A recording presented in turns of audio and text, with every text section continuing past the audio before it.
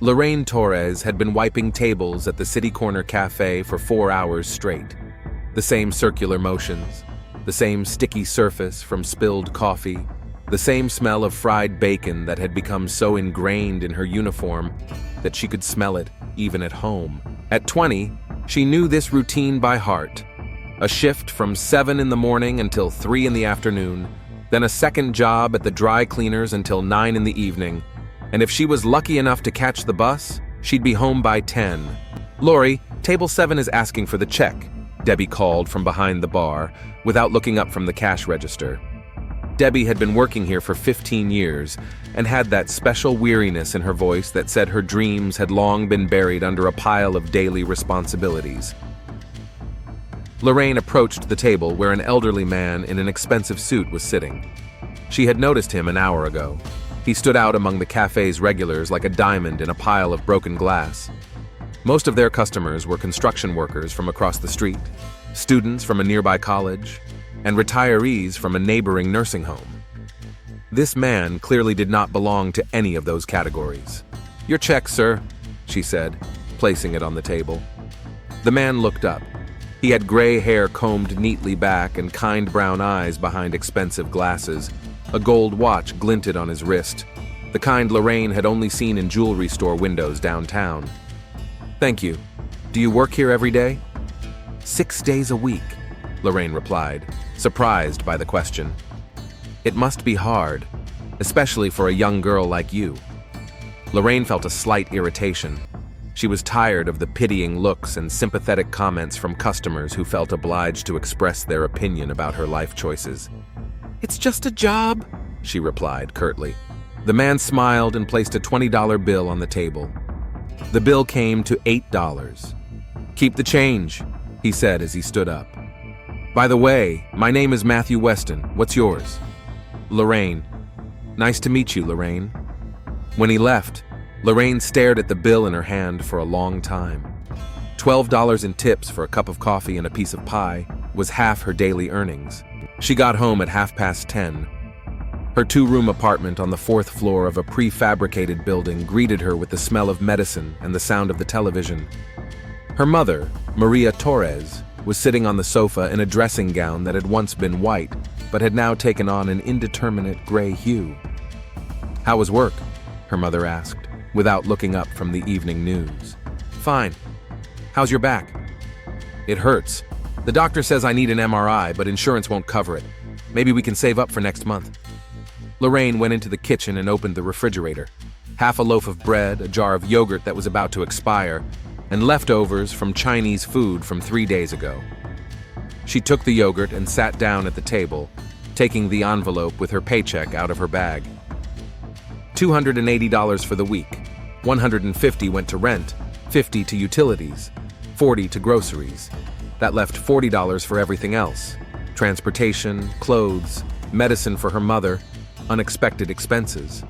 The math was simple and unforgiving. Her phone vibrated. A message from Jake. "Can we meet up tomorrow night?"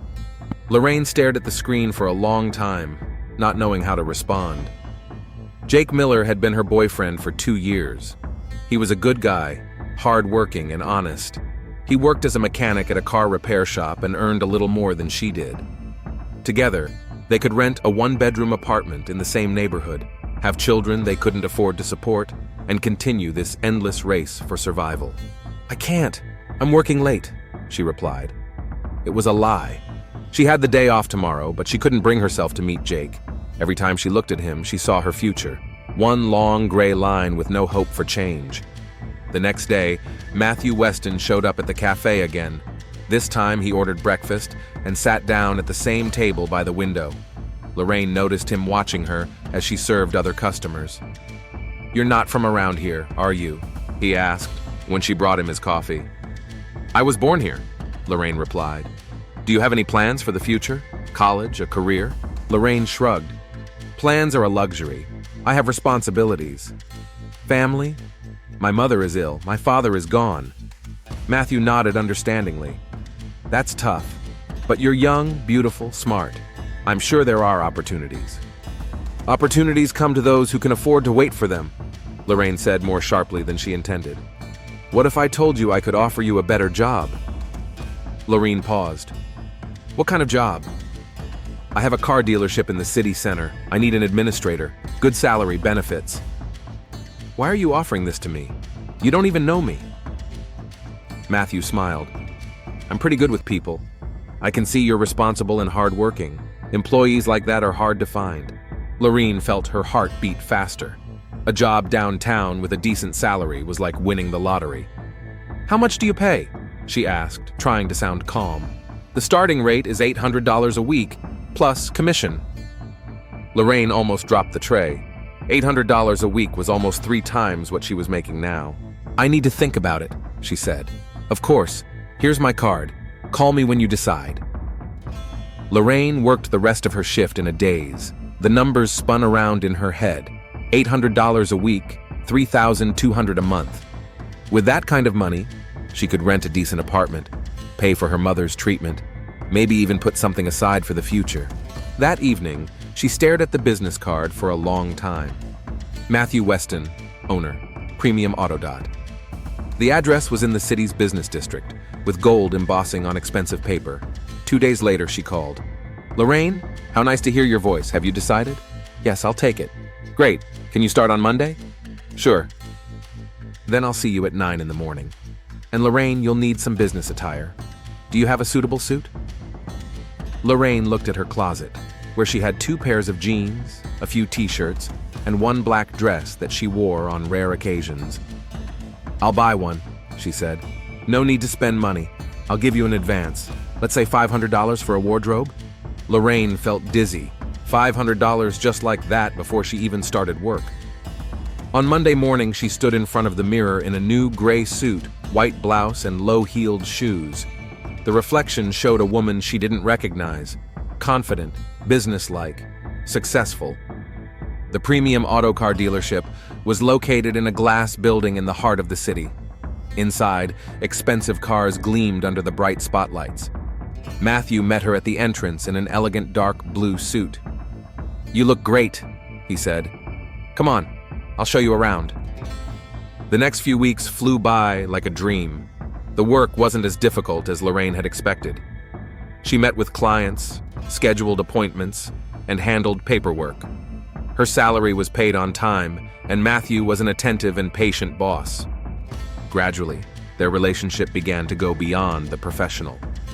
Matthew started keeping her after work, inviting her to dinner at expensive restaurants.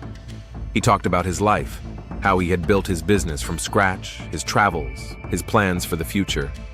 And you? What are your dreams? He asked one evening over dinner at an Italian restaurant where a single dish cost more than Lorene spent on groceries for a week. I used to dream of stability. Now I don't know. Maybe to see the world. That's possible. If you have the desire and the right companion. Lorene felt herself blush.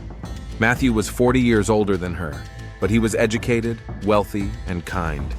She felt safe with him. A month later, he proposed. It wasn't romantic, with a ring and kneeling, but practical, like a business proposal. Lorene, I want you to be my wife. I can give you a good life, take care of your mother, and secure your future. She looked at him and thought of her mother, who could no longer work as a cleaner because of her bad back, of an apartment in a nice neighborhood, of not having to count every dollar. Yes, she said. The ring weighed more than Lorene had expected. The platinum band with a 2-carat diamond sparkled on her finger in all the colors of the rainbow. She couldn't stop looking at it, not because of its beauty, but because of the unreality of what was happening. Just 2 months ago, she had been counting pennies to buy groceries for the week. Mom, look, she said, holding out her hand to Maria Torres. Her mother took her hand gently and looked at the ring for a long time.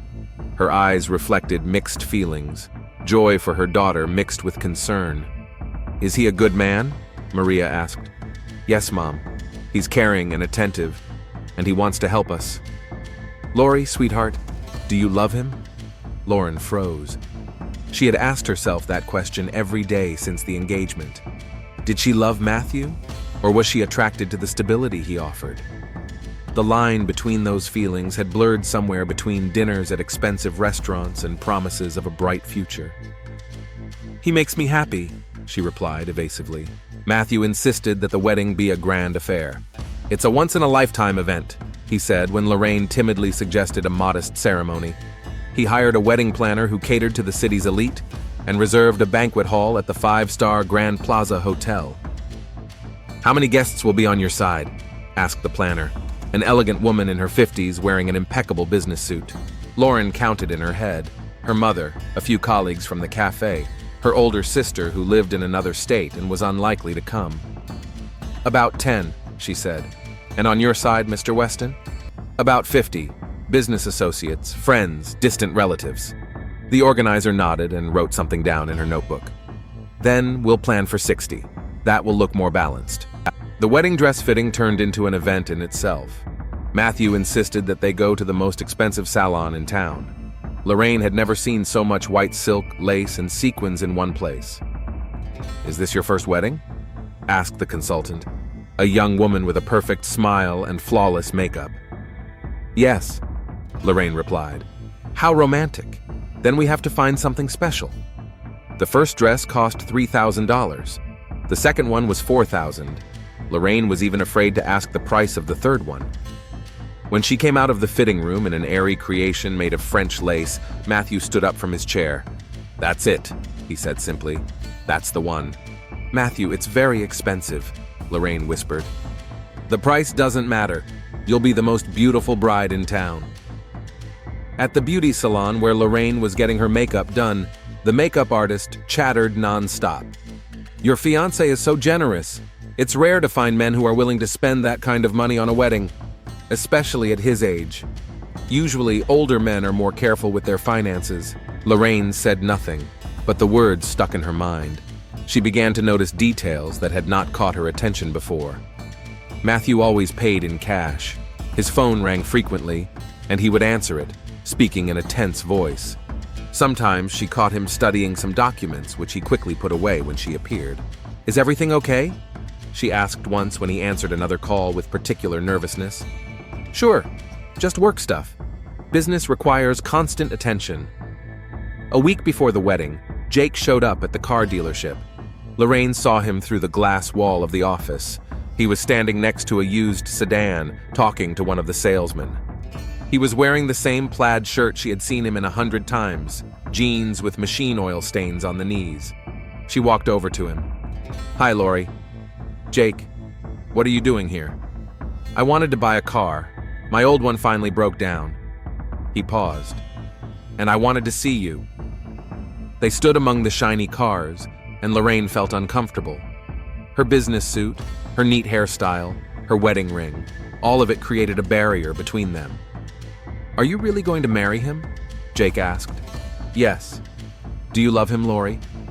The same question her mother had asked. Lorraine looked into Jake's honest eyes and realized she couldn't give him the same evasive answer. "He's a good man. He can give me what you can't." "Money? Stability. A future. The chance to not worry about whether we can pay the rent next month." Jake nodded, and she saw the pain he was trying to hide in his eyes. "I understand. I hope you'll be happy." He turned and walked toward the exit without buying a car. The night before the wedding, Lorraine couldn't sleep. She lay in bed in the new apartment Matthew had rented for her mother in a nice neighborhood and thought about tomorrow. The apartment was bright and spacious, with a view of the park. Maria wasn't limping as badly anymore. Matthew had arranged for her to see the best doctors in town. Her phone vibrated. A message from an unknown number. "Congratulations on your wedding tomorrow. I hope your prince is really as rich as he seems." Lorraine frowned. Who could have written that?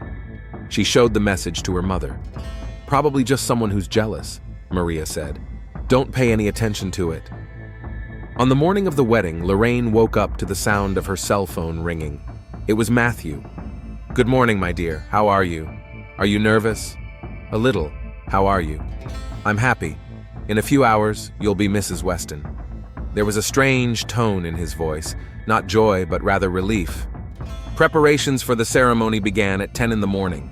A makeup artist, hairdresser, photographer, a whole team of professionals transformed Lorraine into the perfect bride.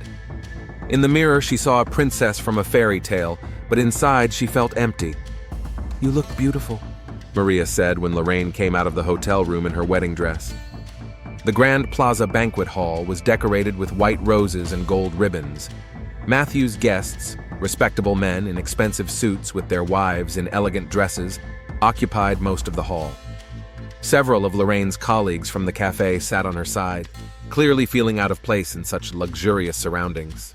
When the wedding music began to play, Lorraine slowly walked down the carpeted aisle toward the altar. Matthew stood in a magnificent tuxedo, smiling, but she noticed that his hands were shaking. "Dear friends," began the priest, "we are gathered here to join Matthew and Lorraine in holy matrimony." The words sounded like a fog. Lorraine automatically repeated the vows, put the ring on Matthew's finger, and accepted the kiss from her new husband. Applause erupted around her, congratulations rained down, but she felt like an actress in someone else's play. At the reception, Matthew gave a speech. "Friends, today is the happiest day of my life. Lorraine has brought joy into my life that I thought I would never experience again. She has agreed to become my wife, and I promise to do everything in my power to ensure that she never regrets this decision." The guests raised their glasses of champagne. Lorraine smiled and nodded, but inside she felt a strange anxiety growing. There was something desperate in her husband's words, as if he was trying to convince not only the guests, but also himself. In the evening, when the last guests had left, Matthew took Lorraine to the presidential suite of the same hotel where they were to spend their first night of their honeymoon. "Are you tired?" he asked when they were alone. "A little, but it was a wonderful day." "Yes, wonderful." He went to the window and stared at the city lights for a long time. "Lorraine, you'll never regret marrying me, will you?" "Why do you ask?" "I just want to be sure you're happy." She walked over to him and hugged him from behind. "I'm happy." But even as she said the words, she wasn't sure she meant them. The next morning, they left for their honeymoon. Matthew had booked a cottage on the shore of a lake 2 hours' drive from the city. "It's very secluded," he said. "No one will bother us." The cottage was indeed beautiful. A wooden house with large windows overlooking the lake, a fireplace, and a cozy porch. But when they arrived, Lorraine noticed that Matthew looked tense. "Is everything okay?" she asked. "Sure. I just want our honeymoon to be perfect." He took 2 suitcases and a briefcase out of the car. Lorraine was surprised. "Why bring business papers on your honeymoon?" "Work stuff," he explained, noticing her look. "I have a few things to finish up." The first few days passed quietly. They walked along the lake shore, cooked dinner together, and read books by the fireplace. Matthew was an attentive and caring husband, but Lorraine couldn't help noticing his nervousness. He often answered phone calls, leaving the room, and when he returned, he looked even more troubled. On the 4th day of their honeymoon, Lorraine woke up early in the morning and found her husband not in bed. She went downstairs and saw him sitting at the table with documents spread out in front of him. In front of him were some official papers, bank statements, and letters. "Matthew?" He looked up sharply, and she saw fear in his eyes. "Lorraine, you scared me. Why did you get up so early?" "I couldn't sleep." "What are those papers?" "Nothing important, just checking the financial reports." But as he gathered the papers, one of them fell to the floor. Lorraine automatically bent down to pick it up and caught a glimpse of the headline, "Notice of Bankruptcy." Lorraine held the paper in her hand and reread the headline over and over, hoping she was mistaken. "Bankruptcy notice, case number 47,822. Debtor, Matthew James Weston." "Give it to me," Matthew said quietly, reaching out his hand. "What does this mean?" Lorraine's voice trembled. "These are old documents. They're not relevant. The date is last month." Matthew closed his eyes and sighed heavily. He stood silently for a few seconds, then slowly sank into a chair. "Please sit down." "I don't want to sit down. Explain to me what's going on." "Lauren." "Explain." Matthew rubbed his temples with his hands. In the morning light streaming through the cottage windows, he suddenly seemed old and tired to her. "It's complicated." "Then explain it piece by piece." "The car dealership. We've had problems for the last 2 years." Sales have fallen. Competition has increased. I took out loans to keep the business going. How many loans? A lot. Lorraine sat down across from him at the table. The documents lay between them like incriminating evidence. How much is a lot? $1.5 million. The figure hung in the air. Lorraine had never dealt with such sums. $1.5 million was more than she could earn in a lifetime. And you can't pay it back? The bank started demanding repayment in March. I tried to find investors, sell some real estate, but he spread his hands. The market crashed. No one's buying. Lorraine picked up one of the bank statements. Account balance, minus $847,000. Another statement, minus $623,000. Red numbers everywhere. Your house? Foreclosed. The bank has already filed for eviction. The car dealership? Same thing. What about the wedding money? The dress, the restaurant, the ring? Matthew was silent. Matthew, where did you get the money for the wedding? I took out another loan. Lorraine felt the world begin to spin around her. You took out a loan to pay for our wedding? I wanted you to have the best. With money you can't pay back. I thought I could work things out, find a way out. Lorraine stood up and began to pace the room. The pieces of the puzzle were falling into place. Cash payments, because his cards were maxed out. Nervous phone calls, calls from creditors, a quick wedding, a last-ditch attempt to find a solution to his problems. An apartment for my mother? Her treatment? Also on credit. My God! Lorraine stopped at the window. The lake looked calm and peaceful, but inside her, a hurricane was raging. And this cottage? I rented it for the weekend. Paid for it with my last money. Your last? I have about $3,000 in cash left. That'll last a week, maybe 2.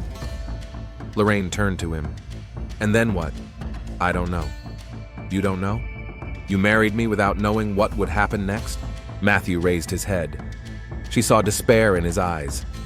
I thought I hoped that together we would find a way out. Together? Lorraine's voice was icy. Are you saying that I should help you pay off your debts? No, of course not. Just what? I'm lonely, Lorraine. I'm 60 years old. I'm broke. I have no family. You're the only good thing that's happened to me in years. Lorraine looked at him and felt anger mixed with pity and disgust. Pity for the lonely old man. Disgust that he had deceived her. Anger at herself for believing in a fairy tale. You used me. No. Of course you did. You saw a young poor girl and thought, there she is, my last hope. She'll be grateful for any crumbs I throw her. That's not true. I fell in love with you. In love? Lorraine laughed bitterly. You fell in love with the idea of salvation. You thought that if you married me, your problems would somehow solve themselves. Matthew stood up and tried to approach her, but she backed away. Don't touch me. Lorraine, listen. Yes, I made a mistake by not telling you the truth right away. But my feelings for you are real. Your feelings? She held up one of the bank's statements. You feel you owe the bank nearly $1 million? You feel like we're going to be evicted in a month? We'll find a solution. We? What do you mean, we? I have $800 in my savings account. $800. That won't even cover an hour of your debt. Matthew sat back down and buried his face in his hands. I know I did the wrong thing, but I didn't mean to hurt you. You didn't mean to hurt me? Lorraine felt something break inside her. You ruined my life. I quit my job. My mother gave up her apartment. We believed you. Your mother is safe. The rent is paid for 6 months. With someone else's money. Money you stole? I didn't steal it. I took out loans. What collateral did you use? You have nothing. Matthew was silent. What collateral, Matthew? I told the bankers I was marrying a young woman who would help me rebuild my business. Lorraine felt her legs go weak. You used me as collateral? Not as collateral, as a guarantee of stability. Oh my God. She sank down onto the sofa. Do they think I'm a rich heiress or something? I didn't say you were rich. But you didn't say I was a waitress from a poor family either. Matthew nodded. Lauren covered her face with her hands. Her whole new life, her mother's beautiful apartment, her expensive dresses, her sense of security, it was all built on lies and debt. How much time do we have? She asked, without looking up. Before what? before everything falls apart. The court date is set for next week. After that, the seizure of property will begin. And what will happen to us? I don't know. Lorraine stood up and walked over to the window. Ducks were swimming on the lake, unaware of the human drama unfolding in the cottage on the shore. "Do you know what the worst thing is?" she said without turning around. "What?" "I was ready to love you for real. Despite the age difference, despite the fact that our marriage started as a deal, you were kind to me, caring. I thought that with time I could love you. You still can." Lorraine turned around. "Number I can't, because now I know you're a liar." "Lorraine, do you know what my mother said to me before the wedding? She asked me if I loved you, and I said you made me happy, but that was a lie too, wasn't it? You didn't make me happy. You gave me the illusion of security." Matthew stood up and walked over to her. "We can start over, honestly. I'll find a job, we'll get a small apartment." "You?" Lorraine looked at him suspiciously. "You're going to work? Where? As what? You're 60 years old, you're broke, you have no references." "I'll find something." "Something? A security guard? A salesperson for minimum wage?" "If I have to." Lorraine laughed, but it sounded hysterical. "Can you imagine that? You and me in a one-room apartment in a bad neighborhood. You working for $8 an hour. Me back to waitressing. Romantic, isn't it?" "We'll manage." "No." Lorraine shook her head. "No, we won't. Because that's not what I wanted. And it's not what you wanted." She walked past him to the table and began sorting through the papers. Bills, notices, letters from lawyers. Their whole beautiful life was falling apart. "You know what's funny?" she said, holding their marriage certificate in her hands. "I thought I'd won the lottery. A poor girl meets a prince and lives happily ever after." "That's not the end of the story." "No?" Lorraine turned to him. "What is? The middle?" Matthew didn't answer. "I'll tell you what it is, Matthew. It's the moment when Cinderella realizes that the carriage has turned back into a pumpkin and the prince is a poor imposter." Matthew's phone rang. He looked at the screen and turned pale. "Who is it?" Lorraine asked. "The bank." "Answer it." "I don't want to." "Answer it." Matthew reluctantly pressed the green button. "Hello?" Lorraine could only hear one side of the conversation, but that was enough.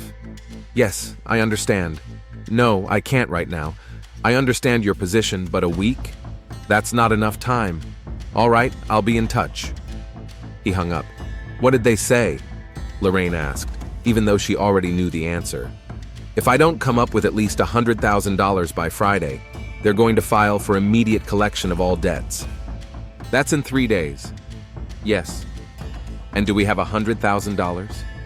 "No." Lorraine sank into a chair. 3 days. In 3 days, their fairy tale would be over. "I need some fresh air," she said. "Lorraine, don't go. Let's talk." "What is there to talk about? You said everything when you married me without warning me about the debts." She headed for the door. "Where are you going?" "For a walk. I need to think." "About what?" Lorraine stopped at the door and turned around. In Matthew's eyes, she saw fear. Not just financial fear, but the fear of losing her.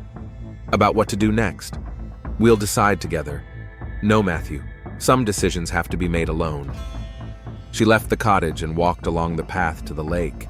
The morning air was fresh and cool, but inside her burned a fire of anger and disappointment. There was an old pier by the water.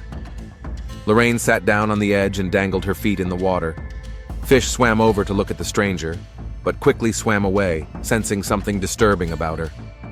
2 months ago, she had been washing dishes in a cafe and dreaming of a better life. Now, she was sitting by the lake, married to a bankrupt man, and her future looked even bleaker than her past. The worst part was realizing that she had allowed herself to be deceived. All the signs were there: constant cash payments, nervousness, evasive answers to questions about the business. But she wanted so badly to believe in a fairy tale that she closed her eyes to the obvious. When she returned to the cottage an hour later, Matthew was sitting in the same position at the table. In front of him was a notebook with some calculations. "What's that?" she asked. "Trying to find a solution. Maybe if we sell your ring, the car... That'll get us what, 10,000? Out of the 100 we need? It's something." Lorraine looked at the wedding ring on her finger. 2 carats, platinum, a symbol of love and fidelity. Now it seemed like a mockery. You know what, Matthew? Sell it. Sell everything. Lorraine, sell the ring, the car, the watches, the suits. Sell everything you bought with other people's money. She took off the ring and placed it on the table next to the bankruptcy papers. But that won't solve the problem, will it? Matthew shook his head. Then tell me honestly, do we have any chance at all? He was silent for a long time, then said quietly, no. The word no hung in the air of the cottage like a sentence. Lorraine stood at the table, staring at the ring lying next to the bankruptcy papers. The sun was already setting, painting the lake in dark red tones. No, she repeated. So it's over. Matthew nodded without looking up. I hoped I could fix things, that I'd find a way. You hoped at my expense. Lorraine, I never wanted to hurt you. She slowly walked around the table and stopped in front of him. You didn't want to? What did you want? I wanted to give you a good life. With someone else's money. I thought I'd pay it all back. When? How? You have no business, no home, nothing. Matthew raised his head. There were tears in his eyes. I have you. Lauren felt something explode inside her. You don't have me. You never had me. You had an illusion, a dream of salvation. That's not true. It is. She slammed her palm on the table.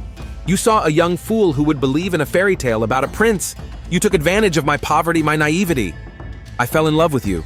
In love? With what exactly? With my willingness to wash your dishes for food? With my gratitude for the scraps from your rich table? Matthew stood up. Stop it. No, you stop it. Stop lying to yourself and to me. Lorraine picked up one of the bank statements. Here's your truth. Minus 800,000. That's what you've done to my life. We can start over. With what? With debt? With your reputation as a bankrupt? She threw the paper in his face. You've ruined everything. My job, my mother's house, my future. Your mother is safe. For 6 months, and then what? She'll go back to the slums and I'll support a family on $8 an hour? Matthew tried to approach her, but she backed away toward the fireplace. Don't come near me. Lauren, listen to me. I've heard enough. I've listened to your lies for 2 months. Not all of it was a lie. My feelings for you are real. Your feelings? Lorraine laughed hysterically. You know what I feel? Disgust. For everything. This cottage, the wedding dress, the ring. Everything that reminds me of your deception. I'll fix everything. How? With what? You have nothing. She grabbed the mortgage document from the table.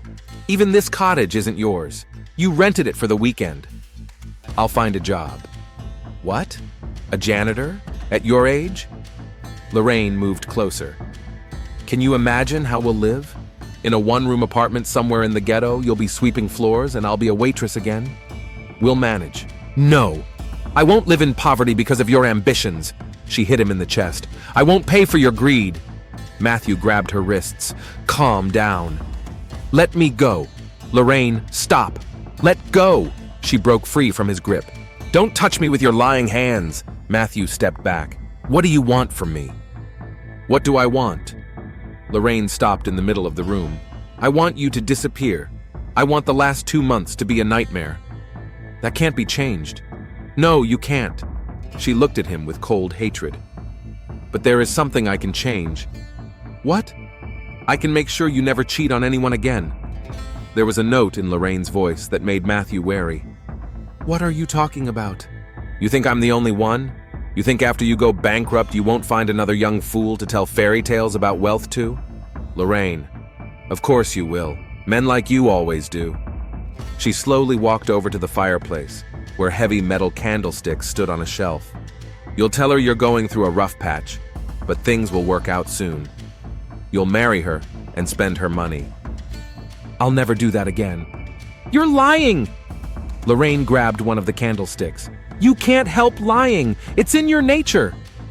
Matthew saw the candlestick in her hands and turned pale. Lorraine, put that down. Why? Are you afraid? Put it back. Or what? She raised the candlestick higher. Will you call the police? Tell them how you cheated on your young wife? You won't do anything stupid. Stupid? Lorraine stepped toward him. It was stupid to believe you. It was stupid to marry you. But this She waved the candlestick. "This will be smart." "Lorraine, stop. You're not a murderer." "How do you know? You don't really know me. To you, I was just a convenient puppet." Matthew backed toward the door. "Let's talk this out." "Talk?" Lorraine followed him. "About what? How you're going to get back $1.5 million. How you're going to explain to my mother that she's being evicted from her apartment. We'll work something out." "We won't work anything out, because there is no we." She swung the candlestick. "There's you, a liar and a crook, and there's me, his victim." "Lorraine, please." "Please?" She stopped 2 steps away from him. "I asked you to be honest. I asked you not to lie to me." "I was trying to protect you." "Protect me? From what? From the truth?" The candlestick trembled in her hands. "You were only protecting yourself." Matthew suddenly lunged for the door, but Lorraine was quicker. She blocked his way, waving the candlestick. "Where are you going? Running away, like always." "Lorraine, I don't want to hurt you." "You don't?" She laughed. "You already have. You've hurt me as much as you possibly could." "Please. You know what hurts the most?" Lorraine spoke quietly, but her voice was filled with icy rage. "It's not the money, not the debts. It's that you made me believe in love. I really did love you." "Shut up!" She swung, and the candlestick whistled through the air, grazing Matthew's head. "Don't you dare say that word!" Matthew fell to his knees. "Lorraine, I beg you." "Beg?" "How sweet." She raised the candlestick above her head. "And I begged fate to give me a chance at happiness. Where was your pity then?" "I'll make it up to you, I swear." "Swear what? You have no sacred vows." Lauren felt anger consume her. "You sold your honor for someone else's money." Matthew tried to stand, but she pushed him back to the floor. "Stay on your knees. That's how I was when I found out the truth." "Lauren, please, I love you." Those words were the last straw. All the rage, despair, and pain that had built up over the day exploded inside Lorraine at once. "No!" she screamed, and brought the candlestick down on Matthew's head. The blow was so hard that the candlestick slipped out of her hands. Matthew fell face down, blood oozing from his head. Lorraine stood over him, breathing heavily. For a few seconds, the cottage was silent, broken only by her ragged breathing. "Matthew?" she called softly.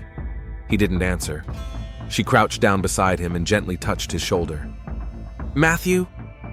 There was no response. Blood slowly spread across the wooden floor. Lauren felt reality begin to return. Her anger subsided, leaving behind horror at what she had done.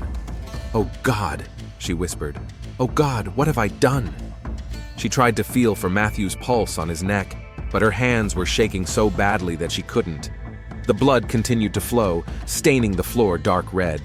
"Matthew, wake up," she said louder. "This isn't funny. Wake up." But he didn't wake up.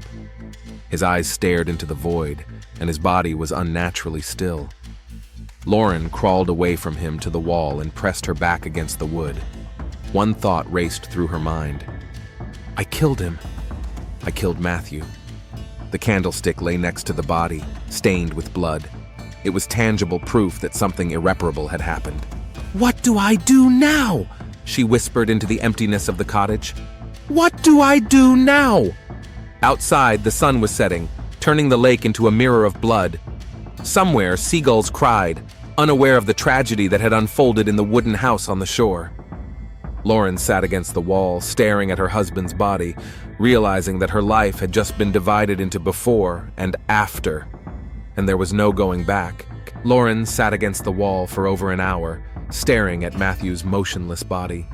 The blood had stopped flowing, forming a dark pool around his head. The cottage was deathly silent, broken only by the ticking of the clock on the mantelpiece. Gradually, the shock began to subside, giving way to cold calculation. She couldn't just sit there until morning. She had to do something. Lorraine stood up carefully, trying not to look at the body. First, she washed her hands in the kitchen sink, washing away the drops of blood. Then she took some kitchen towels and carefully wiped the candlestick, removing her fingerprints. What next? Call the police and confess? Tell them she killed her husband in a fit of rage? She'd get at least 20 years. Her life would be ruined. Or try to cover up the crime. Lorraine went to the window and looked outside. The cottage was in a secluded spot, with the nearest neighbors a mile away. No one could have heard their argument.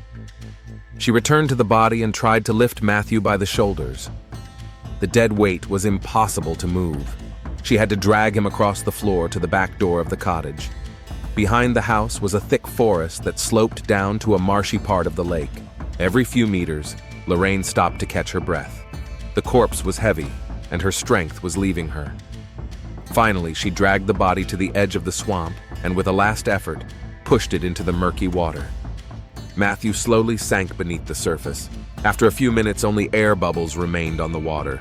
Returning to the cottage, Lorraine began to clean up the evidence. She put the blood from the floor and the pieces of the broken vase that Matthew had knocked over into a plastic bag and buried it in the woods. By morning, the cottage looked normal. There were no signs of a struggle or blood. Lauren sat down at the table and tried to come up with a plausible story. Matthew had left early in the morning for a walk and hadn't returned. She waited for him until evening, then became worried and called the emergency services. On Monday morning, 2 days after the murder, Lauren returned to the city. She stopped by her mother's house and told her that the honeymoon had been wonderful, but Matthew had been delayed at the lake on business. "Will he be back soon?" Maria asked. "In a day or two," Lorraine lied. On Tuesday evening, she called the police. "I want to report my husband missing," she said to the officer on duty in a trembling voice. "When did you last see him?" "Yesterday morning. He went for a walk by the lake and didn't come back." Detective Sarah Thompson arrived at the scene with a team of rescue workers. She was a woman of about 45, with piercing gray eyes and a soft but clear manner of speaking. "Mrs. Weston, tell me in detail about that morning," she asked. Lorraine, dressed in a black dress and with tear-stained eyes, told a story she had prepared in advance. "Matthew got up early, around 7. He said he wanted to go for a walk in the woods, get some fresh air. I offered to go with him, but he said he wanted to be alone, think about some business matters." "What kind of matters?" "Something to do with the car dealership. I don't get involved in his business." Detective Thompson wrote down every word in her notebook. "When did you start to worry?"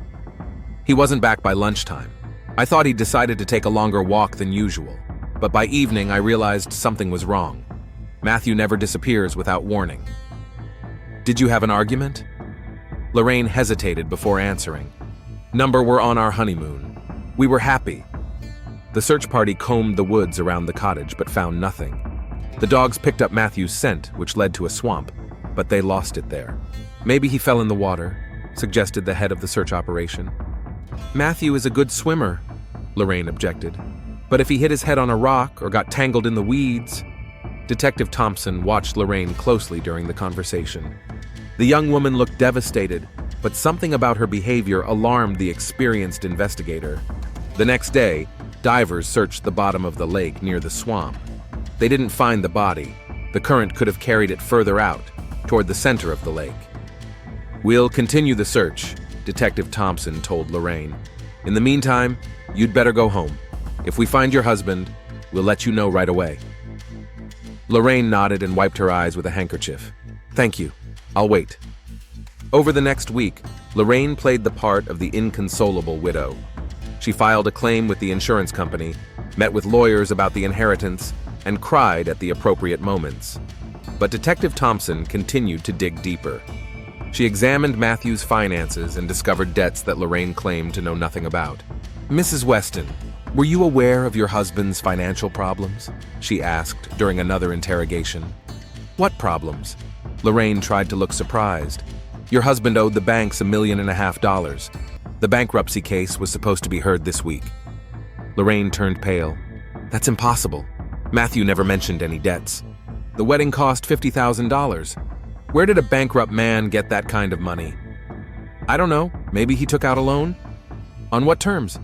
"He had no collateral." Lorraine remained silent, realizing that the detective was leading her into a trap. "Mrs. Weston, the banker told me something interesting. Your husband said he was marrying a young woman who would help him rebuild his business. Was he referring to you?" "I don't know what you're talking about." Detective Thompson opened a folder of documents. "Here's a bank statement. The last transaction was a payment for the cottage rent 3 days before he disappeared. That was your husband's last money."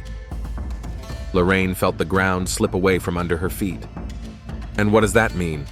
It means your husband had serious motives for committing suicide, or someone had a motive to kill him. You think Matthew killed himself? What do you think? Lorraine hesitated. Maybe, if things were that bad. But then why hide the body? Suicides usually leave notes, they don't just disappear without a trace. The detective stood up and walked over to the window. You know what bothers me the most? Your reaction. Most wives in this situation would demand a search, hire private investigators, hold press conferences. You've accepted the loss suspiciously quickly. I'm in shock. I don't know how to react. Or you know more than you're saying. Lorraine stood up. If you're accusing me of something, I want a lawyer. I'm not accusing you of anything yet, but the investigation is ongoing. That same night, Detective Thompson received a call from the head of the search operation. Sarah, we found the body. In a swamp, under a log, the skull was smashed in. Murder? It looks like it. The medical examiner will say for sure, but the wound doesn't look like it was caused by a fall. In the morning, Detective Thompson arrived at Lorraine's apartment with an arrest warrant.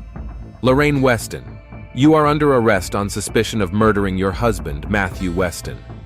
Lorraine stood in the doorway of her apartment in a bathrobe, holding a cup of coffee. She froze for a few seconds, then the cup slipped from her hands and shattered on the floor. What are you saying? We found your husband's body. The coroner's preliminary conclusion is that he was killed with a blunt object. That's impossible. Your rights. You have the right to remain silent.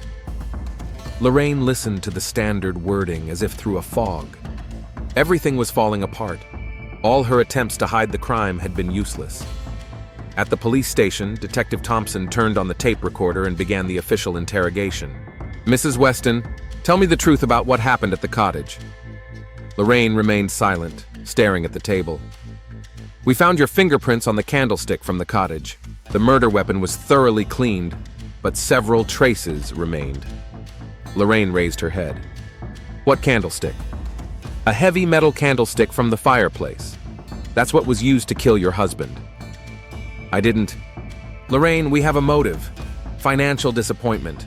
We have the murder weapon with your fingerprints on it. We have an attempt to cover up the crime. The only thing we don't have is a confession. Lorraine covered her face with her hands. I didn't plan to kill him. Tell us what happened. He cheated on me. I found out about the debts, about the bankruptcy. I realized he was using me. Lorraine's voice trembled. I was so angry. And then what happened? We argued. He tried to justify himself, and I grabbed a candlestick. I didn't mean to kill him, I just wanted him to shut up. But you hit him on the head. Yes! Lorraine began to cry. Once, hard, and then I realized he was dead, and you decided to cover up the crime. I was scared. I didn't know what to do. Detective Thompson turned off the tape recorder. That's a confession, Lorraine. It's over now. Lorraine nodded through her tears. I know. 3 months later, in the courtroom, the prosecutor read the indictment. Lorraine Torres, also known as Lorraine Weston, is charged with the second-degree murder of her husband, Matthew Weston, committed in the heat of passion. Lorraine sat at the defendant's table in a black suit she had bought with Matthew's money. It was ironic. Her lawyer asked for leniency, arguing that his client had been deceived by her husband and was acting in a state of emotional shock. The prosecutor demanded the maximum penalty, emphasizing the brutality of the crime and the attempt to hide evidence. The defendant did not simply kill her husband in a fit of rage, he said. She coldly hid the body, lied to the police, and tried to collect insurance. This is not a crime of passion, but a calculated murder. The judge heard all sides and handed down the sentence. Lorraine Torres is sentenced to 25 years in prison without the possibility of parole for 15 years. Lorraine accepted the sentence without emotion. She knew her life was over the moment the candlestick fell on Matthew's head. In her prison cell, she often thought about that day at the lake. If Matthew had told the truth from the beginning, everything would have been different. If she hadn't believed in the fairy tale about a prince, there would have been no disappointment. But it was too late to think about what might have been. All that remained was to serve her sentence and hope that someday the pain would subside. Detective Thompson closed the case and filed her report. Another crime of passion, another life destroyed. There had been many such cases in her career, but this one she would remember for a long time, because she saw in Lorraine's eyes not only rage and despair, but also sincere regret for what she had done. Maria Torres visited her daughter in prison every month. They talked about the weather, their health, anything but that fateful day at the lake. "Do you regret it?" her mother asked one day. Lorraine was silent for a long time, staring through the bars at the prison yard. "Every day," she finally said. "Every minute." And it was true.